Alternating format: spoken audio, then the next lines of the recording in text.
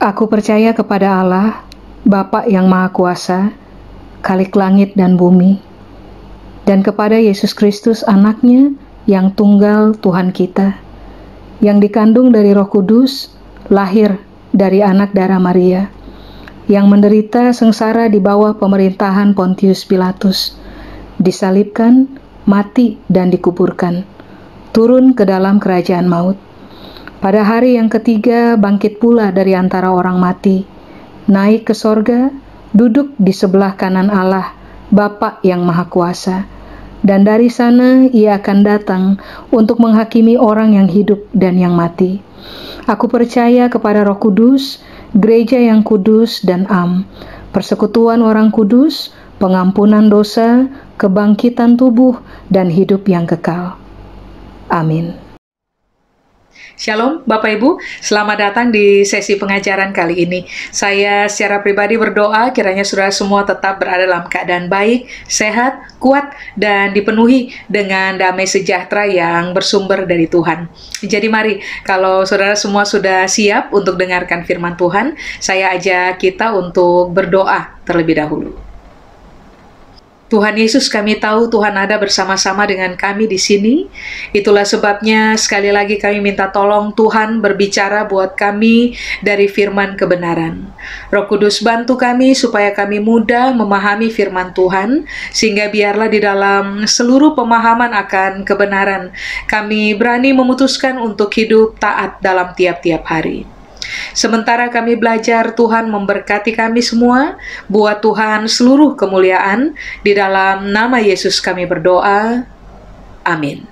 Baik, mari saya undang kita untuk buka bersama-sama di dalam Habakuk pasal yang ketiga. Saya akan baca ayat 16 sampai dengan ayat yang ke-19. Habakuk pasal yang ketiga ayat 16 sampai dengan ayat yang ke-19. Kalau saudara sudah dapat semuanya, saya akan baca untuk kita. Alkitab bilang ini, saudara-saudara. Ketika aku mendengarnya, gemetarlah hatiku, mendengar bunyinya, menggigillah bibirku. Tulang-tulangku seakan-akan kemasukan sengal, dan aku gemetar di tempat aku berdiri. Namun dengan tenang akan kunantikan hari kesusahan yang akan mendatangi bangsa yang bergerombol menyerang kami.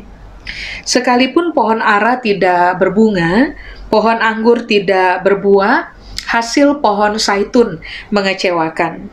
Sekalipun ladang-ladang tidak menghasilkan bahan makanan, kambing domba terhalau dari kurungan, dan tidak ada lembu sapi dalam kandang. Namun aku akan bersorak-sorak di dalam Tuhan, beria-ria di dalam Allah yang menyelamatkan aku. Allah, Tuhanku itu kekuatanku, Ia membuat kakiku seperti kaki rusa, Ia membiarkan aku berjejak di bukit-bukitku untuk pemimpin biduan dengan permainan kecapi. Mari, saya ajak saudara untuk kita kembali pada ayat yang ke-16. Di situ Habakuk berkata, ketika aku mendengarnya. Ini menarik. Pertanyaannya adalah begini, mendengar apa? Saya secara pribadi mendorong saudara untuk membaca Habakuk pasal 3 ayat 1 sampai dengan ayat 15. Sebab yang tertulis pada Habakuk pasal 3 ayat 1 sampai ayat 15 adalah hal-hal yang Habakuk dengar. Yang kemudian di awal ayat ke-16 dia berkata, ketika aku mendengarnya. Kira-kira isi dari ayat 1 sampai dengan ayat yang ke-15 dari Habakuk pasal 3 adalah bercerita tentang kehebatan Tuhan, tentang kemampuan Tuhan mengerjakan hal-hal hebat dalam kehidupan.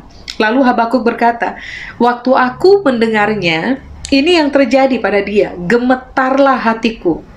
Lalu mendengar bunyinya saja, menggigillah bibirku. Tulang-tulangku seakan-akan kemasukan sengal, dan aku gemetar di tempat aku berdiri. Berarti kan Habakuk lagi menggambarkan betapa hebatnya Tuhan yang tertulis pada ayat 1 sampai dengan ayat 15. Realita tentang Tuhan yang menggetarkan. Nah, kebenaran Habakuk pasal 3 ayat 1 sampai dengan ayat 15 harusnya juga membuat saudara dan saya mengalami kegentaran waktu kita melihat realita tentang Tuhan. Kita harusnya ada pada posisi sangat sadar tentang betapa hebatnya Tuhan dalam kehidupan dan tidak tertandingi oleh satu kuasa pun di dalam kehidupan ini. Pemahaman ini penting, saudara-saudara, sebab waktu saudara dan saya tidak mengakar kepada pemahaman mengenai realita tentang siapa Tuhan yang sebenarnya, biasanya yang akan terjadi adalah begini. Kita akan lebih memfokuskan perhatian kita kepada realita di depan matanya kita, sehingga akan membuat kita mengalami ketakutan menghadapi kasus-kasus dalam kehidupan kita, membuat kita mengalami kegelisahan sampai kepada panic attack, membuat saudara dan saya mengalami apa yang disebut dengan kegelisahan yang membuat kita nggak bisa menikmati hari-hari yang Tuhan percayakan kepada kita. Nah, Habakuk mengajarkan landasan yang sangat solid yang seharusnya di atas landasan ini saudara dan saya berpijak, yaitu memahami betul tentang siapa Tuhan dalam kehidupan kita. Sebab sejatinya begini, saudara-saudara, pada waktu saudara-saudara dan saya ditemukan sebagai orang-orang yang memahami siapa Tuhan pada konteks yang sebenarnya, apa yang kemudian terjadi dalam kehidupan kita adalah kita memang akan menghadapi realita-realita yang rumit, realita-realita yang sukar, tetapi yang membedakan kita dari orang lain adalah saudara dan saya akan ditemukan memiliki respon yang berbeda. Saya kasih contoh. Alkitab berkata di ayat yang ke-17. Coba saudara perhatikan. Alkitab bilang, sekalipun pohon ara tidak berbunga. Kalau pohon ara tidak berbunga, tentu saja pohon ara tidak akan menghasilkan buah. Padahal realita tentang satu pohon ara itu pasti dalam tiap tahun akan menghasilkan bunga dan juga akan menghasilkan buah. Berarti kan Habakuk lagi bilang, yang sedang terjadi ini adalah sesuatu yang tidak wajar karena pohon ara tidak berbunga. Lalu berikutnya Habakuk bilang, pohon anggur tidak berbuah. Berarti ada yang salah. Sebab, mari saya ulang, sejatinya pohon anggur ketika dirawat dengan benar, maka akan selalu menghasilkan buah. Kalau sampai pohon anggur tidak menghasilkan buah, berarti ada yang salah. Berikutnya dia bilang, hasil pohon zaitun mengecewakan. Pohon zaitun memberi hasil iya, tetapi hasilnya tidak seperti ekspektasinya kita. Tidak seperti harapannya kita. Makanya dia bilang, sekalipun hasil dari pohon zaitun itu mengecewakan, lalu ladang-ladang tidak menghasilkan bahan makanan. Sudah kerja dengan susah, olah lahan, olah tanah, kerja dengan susah payah, tapi kemudian ini yang Habakuk bilang, ladang-ladang nggak menghasilkan bahan makanan. Berikutnya, kambing domba terhalau dari kurungan dan nggak ada lembu sapi dalam kandang. Sudah nggak ada apa-apa lagi. Mari kita imajinasikan, seandainya saudara dan saya mengalami realita ayat 17. Apa yang seharusnya terjadi, ternyata tidak terjadi dan ini adalah sebuah ketidakwajaran. Berikutnya, kita melakukan sesuatu dan kita mengharapkan sebuah hasil maksimal. Tetapi ternyata harapan kita putus di tengah jalan tuh. Ternyata hasil yang kita dapat mengecewakan. Tidak sesuai dengan kita punya ekspektasi. Berikutnya, waktu saudara dan saya akhirnya menemukan bahwa yang kita olah tidak memberi hasil apa-apa. Bahkan, saudara dan saya sudah tiba pada titik nggak punya apa-apa lagi. Nah, biasanya ketika orang mengalami apa yang tertulis pada ayat 17, orang akan pasti memiliki ini, saudara-saudara, 1000 alasan untuk questioning God, untuk mempertanyakan Tuhan. 1000 alasan untuk menjadi lemah, 1000 alasan untuk menjadi kecewa kepada Tuhan, 1000 alasan untuk mulai ragu-ragu kepada Tuhan tentang siapa dia dan kemahakuasaan yang ada di dalam dirinya. Tapi coba saudara lihat, waktu Habakuk mengalami ayat 17, itu yang tadi saya bilang dari awal, responnya berbeda. Bagaimana cara Habakuk berespon? Ternyata di ayat 18 Alkitab bilang begini, sekalipun ayat 17 terjadi pada saya, namun aku akan bersorak-sorak di dalam Tuhan, beria-ria di dalam Allah yang menyelamatkan aku. Coba saudara perhatikan. Di ayat 18 ada kata-kata kunci yang diulang 2 kali oleh Habakuk, yaitu di dalam Tuhan. Berarti Habakuk lagi bilang, realita ayat 17 harus dihadapi. Pada akhirnya memang terjadi dalam kehidupan.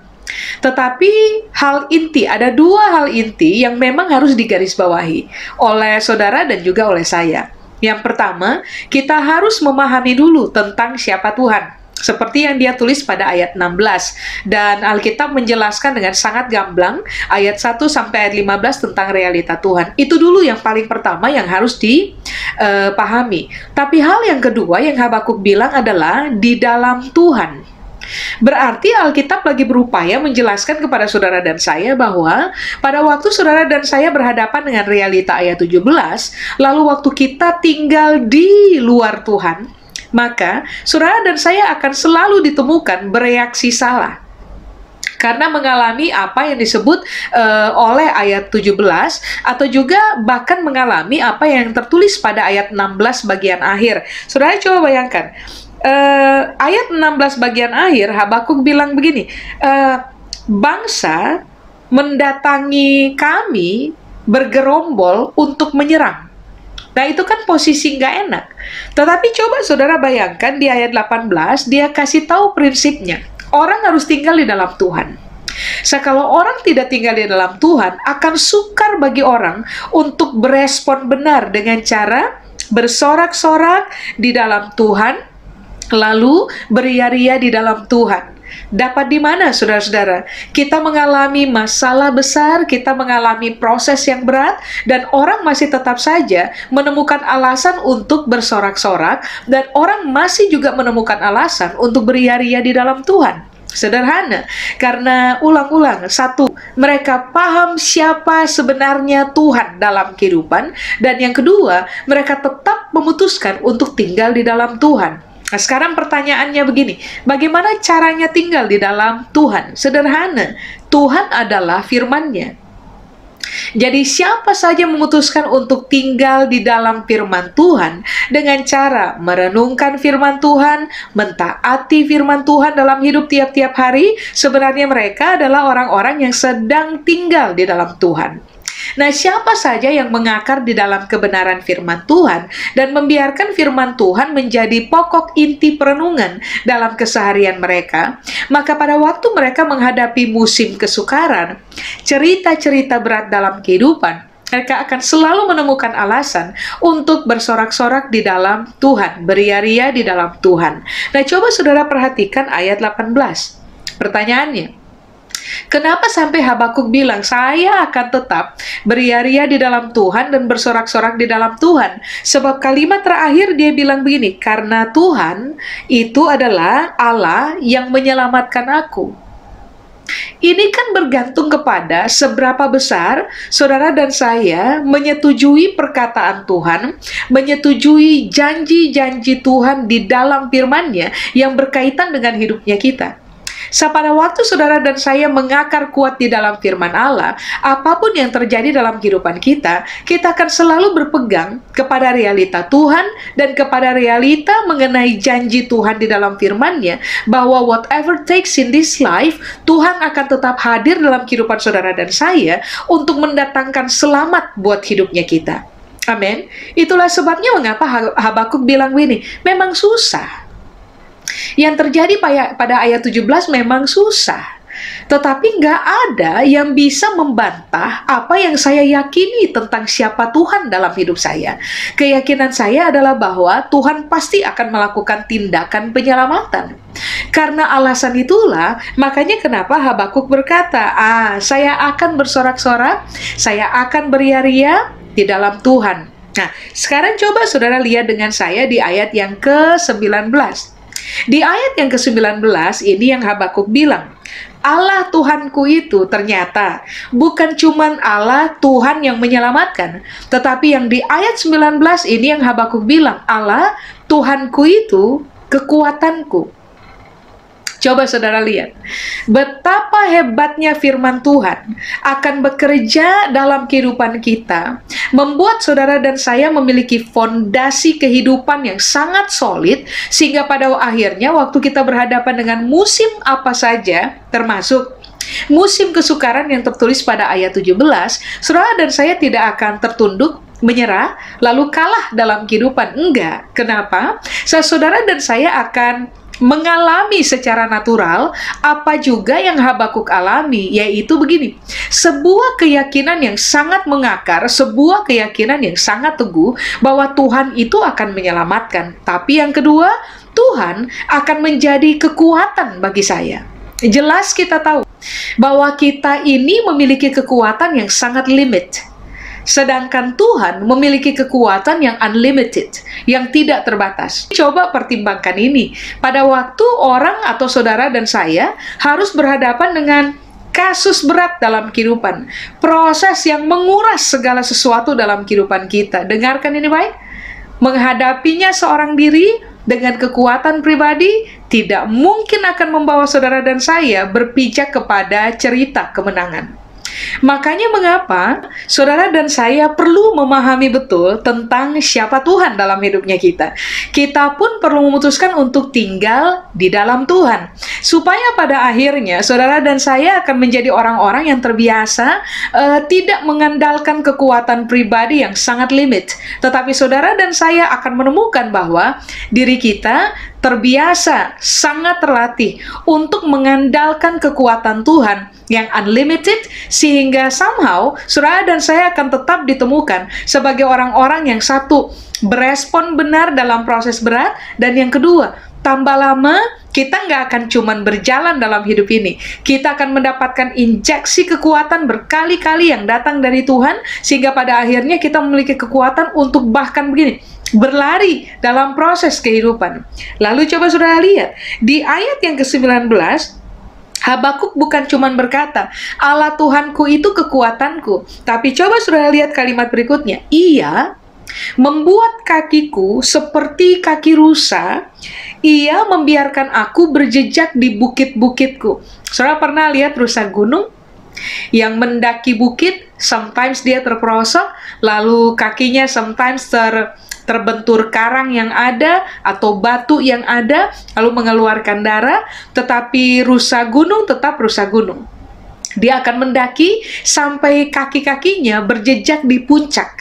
Itu ekspresi dari kekuatan, itu ekspresi dari kemenangan. Coba saudara bayangkan, tadi saya sudah bilang, semua orang yang memahami betul siapa Tuhan yang kita sembah, lalu semua orang yang tetap memutuskan untuk tinggal di dalam Tuhan, tinggal di dalam kekuatan firman-Nya, mereka akan ada pada posisi sekalipun tertekan, sekalipun banyak masalah, sekalipun beban itu berat harus kita pikul, tetapi somehow ada sukacita yang dikerjakan oleh Roh di dalam kita, sehingga kita akan menghadapi proses dengan sukacita yang ilahi. Tapi yang kedua, saudara dan saya akan memperoleh kekuatan yang bersumber dari Tuhan, sebab Tuhan yang tidak terbatas telah berubah menjadi kekuatan dalam kehidupan saudara dan saya. Tapi yang ketiga, hal yang hebat berikutnya adalah Habakuk berkata, karena saya tinggal di dalam Tuhan, maka Tuhan injeksi kekuatan. Karena Tuhan injeksi kekuatan, maka saya akan selalu mengakhiri proses sebagai orang menang. Seperti rusa yang kakinya berjejak di bukit-bukit, menjadi orang-orang percaya yang terbiasa tahan banting dalam proses kehidupan, lalu kemudian kita juga akan terbiasa dikenal sebagai orang-orang yang memenangkan pertempuran macam apa saja, memenangkan proses apa saja yang memang harus diperhadapkan di depan matanya kita. Nah, kebenaran ini saudara dan saya harus menanamkannya dengan sangat solid di dalam pemahaman kita, supaya pada akhirnya sekalipun kita menangis, saudara-saudara, sekalipun kita harus pikul beban berat, tetapi kita tetap akan mengalami damai sejahtera di bagian dalam. Kita akan tetap tahu betul bahwa kisah ini tidak akan membuat saya gugur di tengah jalan. Proses berat ini tidak akan membuat saya menghilang atau menjauh dari Tuhan. Kisah ini saya akan menjalaninya baik-baik saja. Tuhan akan menyertai saya, dan saya akan mengakhiri kisah ini sebagai orang yang menang. Nah, keputusan ini penting. Tahukah saudara bahwa iblis dari dulu selalu berupaya menunggangi proses hidup berat untuk pada akhirnya menggiring saudara dan saya tiba kepada keadaan begini, meragukan Tuhan, mempertanyakan Tuhan, bahkan begini, mengutuk Tuhan untuk semua realita tidak menyenangkan yang harus saudara dan saya hadapi di depan matanya kita. Saya kasih contoh ya, mari. Saya ajak saudara-saudara untuk bisa buka bersama dengan saya dalam kitab Ayub pasal yang pertama. Saya menyarankan saudara nanti secara pribadi membaca ayat 11 sampai dengan ayat yang ke-21. Tentu saja karena keterbatasan waktu, saya tidak bisa membaca semuanya. Saya akan membaca ayatnya lompat-lompat ayat tertentu. Tapi mari, saya undang saudara untuk lihat dengan saya, Ayub pasal pertama, ayat 11, sampai dengan ayat yang ke-21. Nah, Alkitab bilang ini di ayat 11.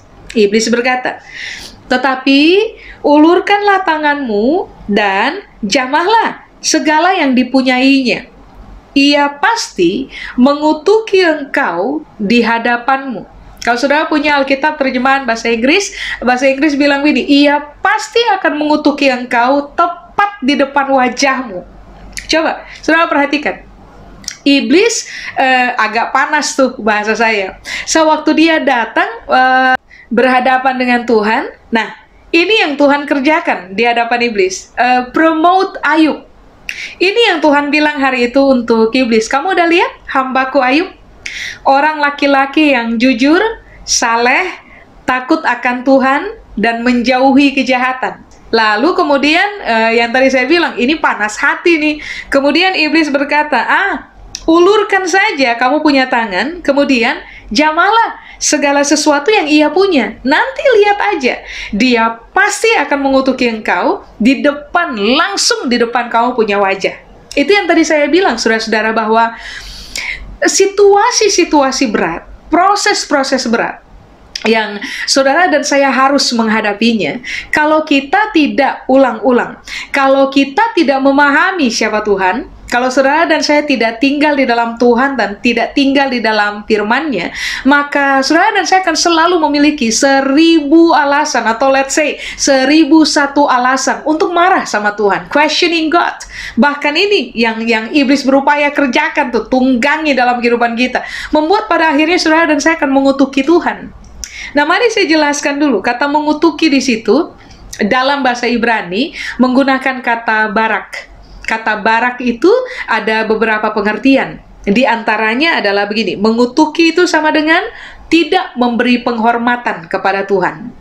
Mengutuki itu sama dengan tidak berlutut lagi di hadapan Tuhan.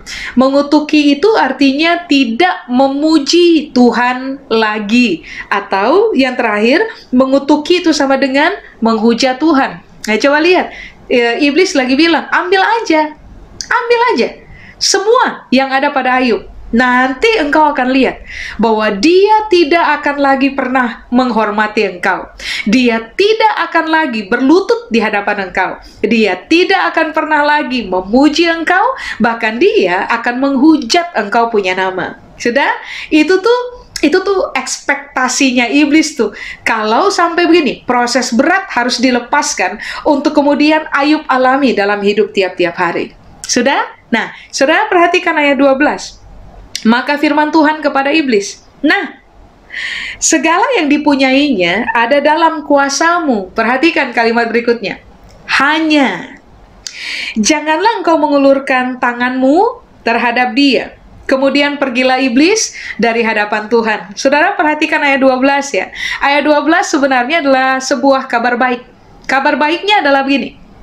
Sesusah-susahnya proses hidup yang saudara dan saya harus jalani di dalam perjalanan kita tiap-tiap hari, lihat kalimat ini, Tuhan bilang, janganlah engkau mengulurkan tanganmu terhadap dia. Artinya, keberpihakan Tuhan itu masih untuk kita.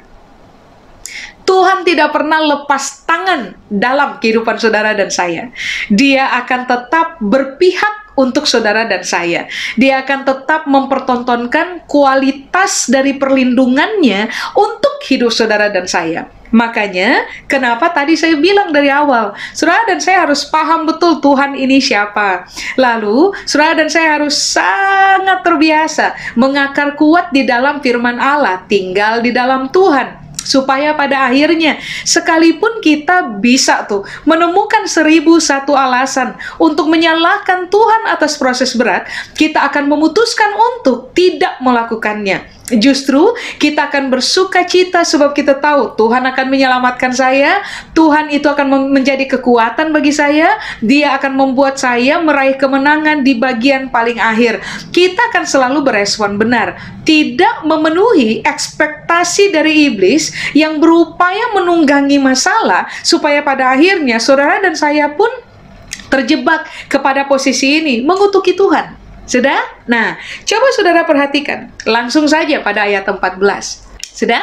Nah, di ayat 14, Alkitab bilang, datanglah seorang pesuruh kepada Ayub.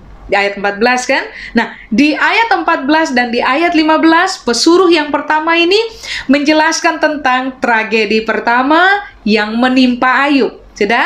Kemudian di ayat yang ke-16, perhatikan. Sementara orang itu berbicara, berarti Alkitab bilang, pesuruh pertama lagi berbicara nih. Menyampaikan tragedi pertama, ini lagi ngomong nih. Tiba-tiba pesuruh yang kedua datang, lalu menyampaikan tragedi kedua. Lalu di ayat 17.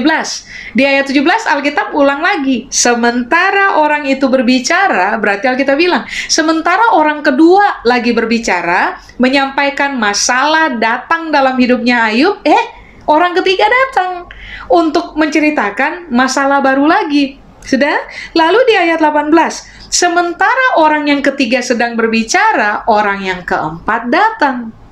Pesuruh yang keempat datang, dan berita yang pesuruh keempat datang untuk bawa dan ceritakan kepada Ayub, ini bukan berita biasa. Berita yang akan membuat semua orang tua hancur hati, remuk di dalam. Beritanya adalah begini. Saya ringkas ya, saudara-saudara. Ini yang Alkitab bilang. 10 anak yang Tuhan punya meninggal bersamaan di satu tempat. Imajinasikan, saudara adalah Ayub. Mengalami tragedi 1, tragedi 2, tragedi 3, tragedi 4. Tragedi yang bahkan tidak memberi kita waktu untuk bernapas. Tragedi yang datang bertubi-tubi, kasus, masalah, tekanan, proses berat yang datang bertubi-tubi, yang sepertinya nggak ada ampun buat kita, yang sepertinya nggak kasih waktu bagi kita untuk bernapas tuh. Itu datang begitu rupa, dengan sangat hebat, dan yang paling memukul adalah 10 anak yang dia punya meninggal dalam waktu bersamaan. Mencermati tragedi pertama atau proses pertama, kisah tidak menyenangkan pertama, kedua, ketiga, dan keempat yang datang bertubi-tubi. Mari kita jujur dulu, saudara-saudara. Pada bagian ini, saudara dan saya akan selalu bisa menemukan alasan untuk marah pada Tuhan, kecewa pada Tuhan, mempertanyakan Tuhan, bahkan berani memutuskan untuk meninggalkan Tuhan, atau bahkan menghujat Tuhan punya nama. Tapi mari kita lihat, apakah Ayub melakukannya? Secara begini, anaknya kita meninggal 1 orang saja, itu udah bikin remuk. Apalagi bayangkan 10 orang, meninggal langsung tuh, nggak minta izin, tiba-tiba aja, begitu aja, selesai. Mari kita lihat, bagaimana cara Ayub berespon. Saudara bisa lihat dengan saya, di ayat yang ke-20. Sudah ya? Nah, Alkitab bilang, maka berdirilah Ayub, lalu mengoyak jubahnya, dan mencukur kepalanya. Pada zaman Ayub hidup, apa yang dikerjakan oleh Ayub adalah perlambangan perkabungan tertinggi. Apa itu? Mengoyak jubah, mencukur kepala. Sudah? Apakah waktu dia berkabung, dia pada akhirnya mengerjakan seperti ekspektasinya iblis, yaitu menghujat Tuhan untuk apa yang sudah terjadi? Enggak loh, saudara-saudara, enggak loh. Di ayat 20 dalam posisi berkabung tingkat tinggi. Ini yang kemudian Ayub kerjakan. Kemudian sujudlah ia dan menyembah. Kata menyembah di situ bahasa Ibrani menggunakan kata saha, saudara-saudara. Saha itu artinya adalah begini: bersujud, rebah, menyembah dengan rendah hati untuk menunjukkan penghormatan kepada Tuhan.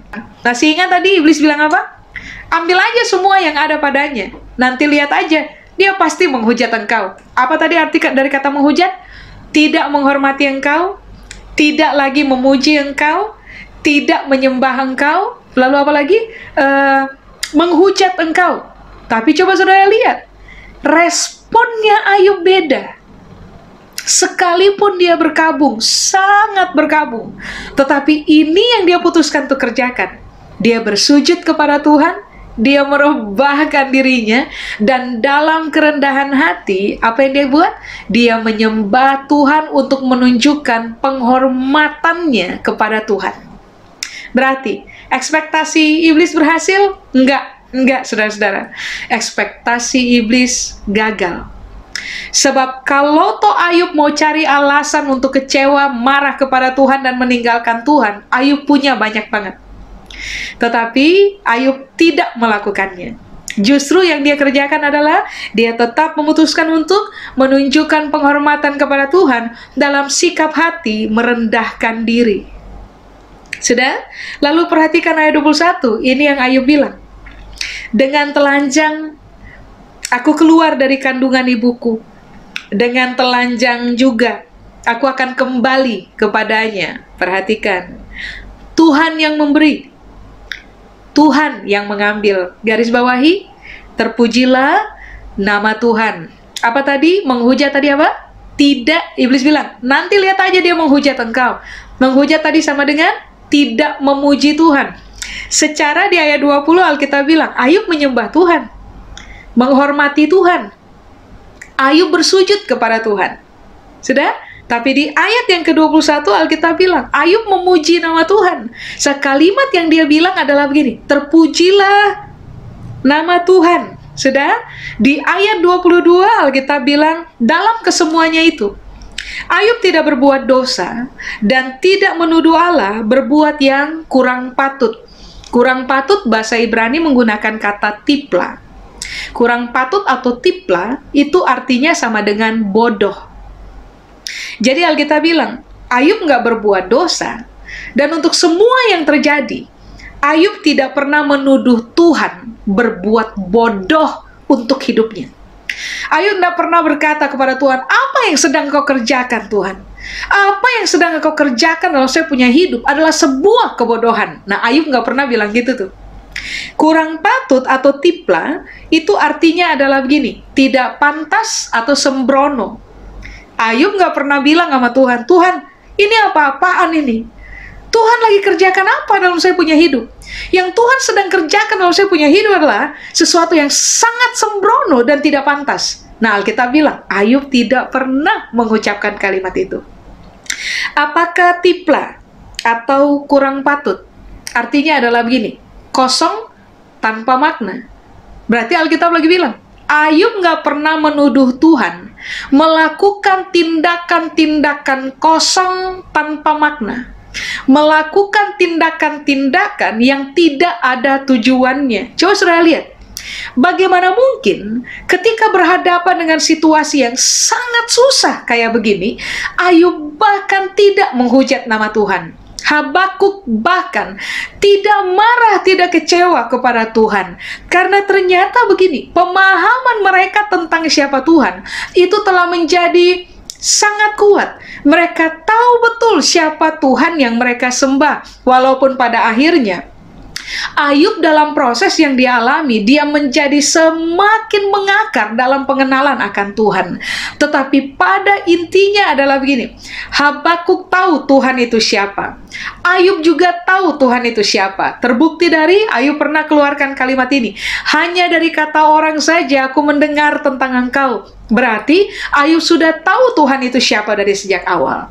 Begini, saudara-saudara, kita mendapat kesempatan yang sama untuk bisa mengenal Tuhan dari firman-Nya, memahami tentang betapa hebatnya Tuhan dalam seluruh kemahakuasaannya.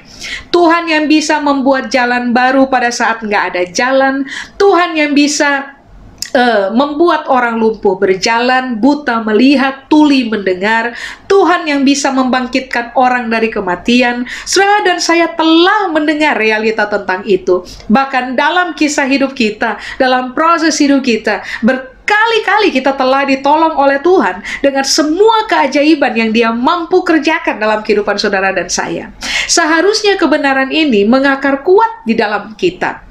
Lalu, kita menjadi orang-orang yang tetap tinggal di dalam firman Allah. Kita tetap meyakini bahwa somehow Tuhan akan selamatkan saya. Somehow Tuhan akan injek kekuatannya supaya saya bisa kuat selesaikan ini proses, sehingga pada akhirnya kaki saya sendiri akan berjejak di saya punya bukit-bukit.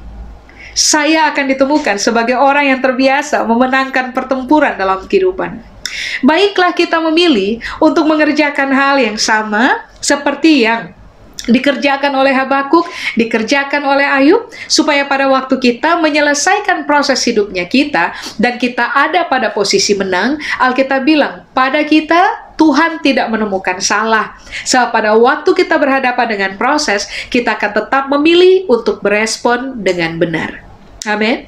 Saudara-saudara, saya tidak tahu sedalam apa, seberat apa proses hidup yang saudara sedang jalani hari ini, semengerikan apa tragedi yang sedang saudara hadapi hari ini.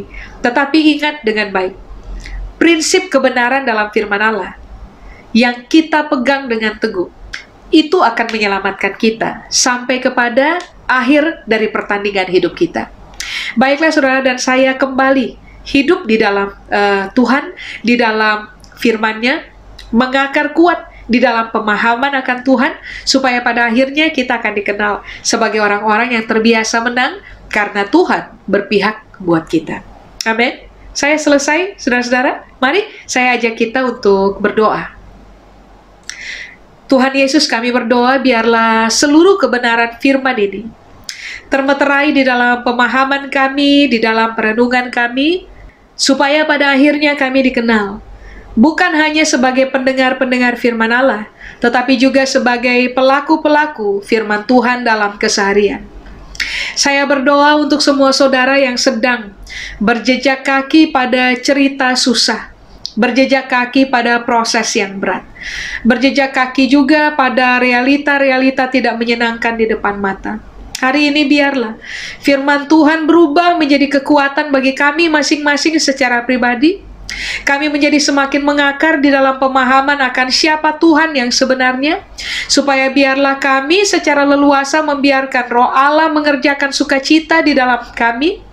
Firman Tuhan memberikan kekuatan di dalam kami, sehingga kami semua akan menjadi orang-orang yang tetap kuat menjalani proses dan berakhir keluar sebagai orang-orang yang berjejak kaki di atas bukit-bukitnya kami, terkenal sebagai pemenang dalam kasus kehidupan.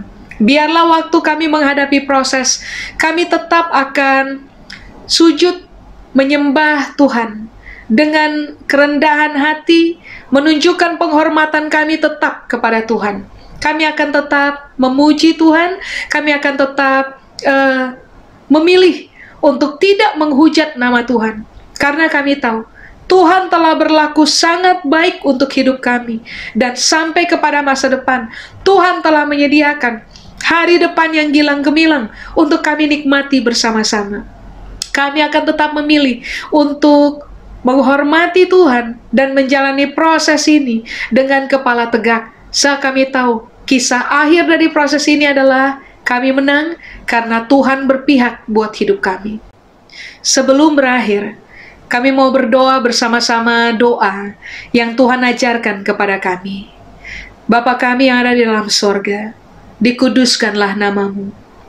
Datanglah kerajaan-Mu, jadilah kehendak-Mu di bumi seperti di sorga. Berilah kami pada hari ini makanan kami yang secukupnya, dan ampuni kesalahan kami seperti kami juga mengampuni orang yang bersalah kepada kami.